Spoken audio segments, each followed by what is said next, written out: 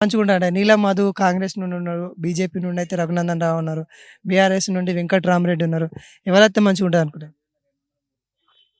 ఎవ అది రాజకీయం అది ఎటు చెప్పరాదు. ఏం చెప్పరాదు. అంటే మనకాడ ఏం డెవలప్‌మెంట్‌లు ఎవలైతే పనులు జరుగుతాయనుకుంటున్నావు? ఎవలొచ్చినా ఇప్పుడు హరీష్ రావు మంచిగా చేసిండు. కేసీఆరే మంచిగా చేసిండు. ఈయన ఏం చేస్తలేడు. కాంగ్రెసోళ్ళు వచ్చిర్రుగా మరి కాంగ్రెస్ ఇక ఏమిచ్చిండు? రుణమాఫీ చేస్తా అన్నాడు. అవి చేయలేదు. పింఛన్లు ఇస్తా అన్నాడు. అవి చేయలేదు.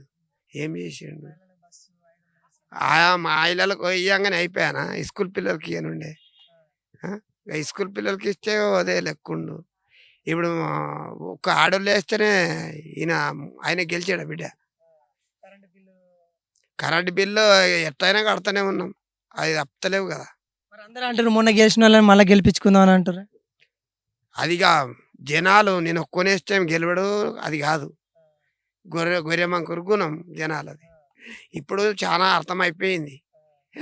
ఇట్లా రఘునందన్ రావు గెలుస్తారంట. ఇక్కడ మీకు దుబ్బాక దగ్గరనే ఉన్నది. ఆయన బీజేపీ నుండి నిలబడ్డాడు కదా. బీజేపీ నుండి నిలబడని నేను కాదంటలేను కదా. అయినా ఒకసారి గెలిస్తేనే మంచిగా ఉంటుంది. మన దగ్గర ఉన్నాడు కదా. మరి ఎవరు మొత్తానికి ఎవరంటావు? రఘునందన్ రావు వచ్చినా సరే ఇవ్వల మన మన కాంగ్రెస్ వచ్చినా డెవలప్ అయితే లేదు. టీఆర్ఎస్ వస్తే పర్లేదా? టీఆర్ఎస్ చేస్తే పర్వాలేదు. ఇవరకు 3 లక్షలు ఇస్తా అన్నాడు. అవి ఇచ్చు. ఈ సన్న బియ్యం వచ్చు. ఇవి లేవు అవి లేవు.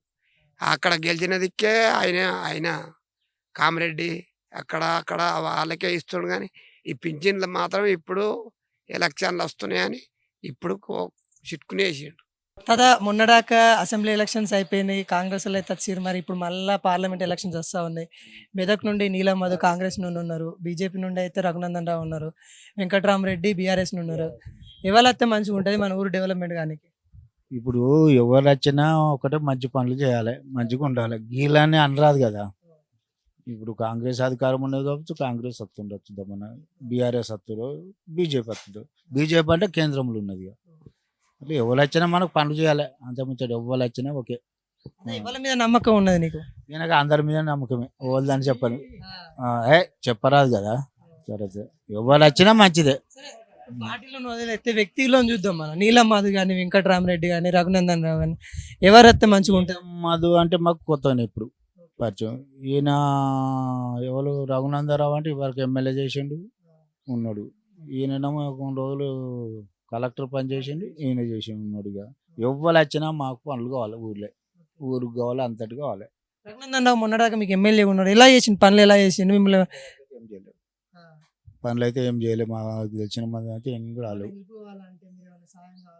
ఏం చేయలేడు. ఊళ్ళో పండుగ అంటే ఏం చేయలేడు మాకైతే.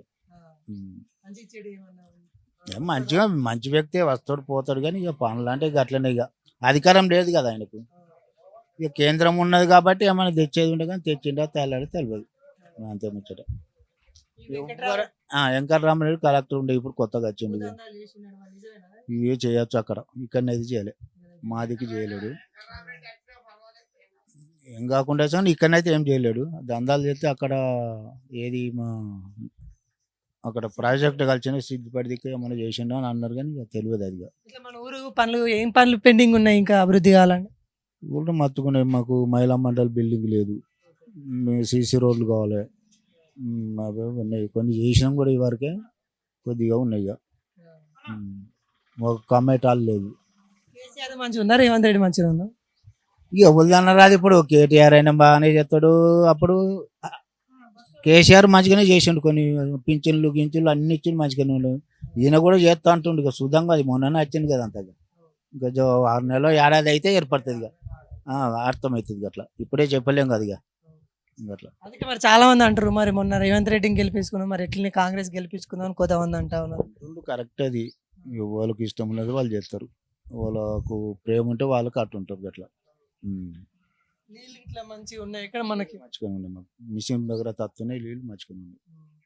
నీళ్ళకేం లేదు. మంచిగా అది లేకుండా బాగా ఇబ్బంది ఉంది మాకు. ఇక అప్పుడేమో బోల్ నుంచి నీళ్ళు ఎక్కించి చేస్తుంటే మిషన్ దగ్గర తత్తుంది కాబట్టి నీళ్ళకైతే మాకేం అది లేదు. మంచిగా ఉన్నది.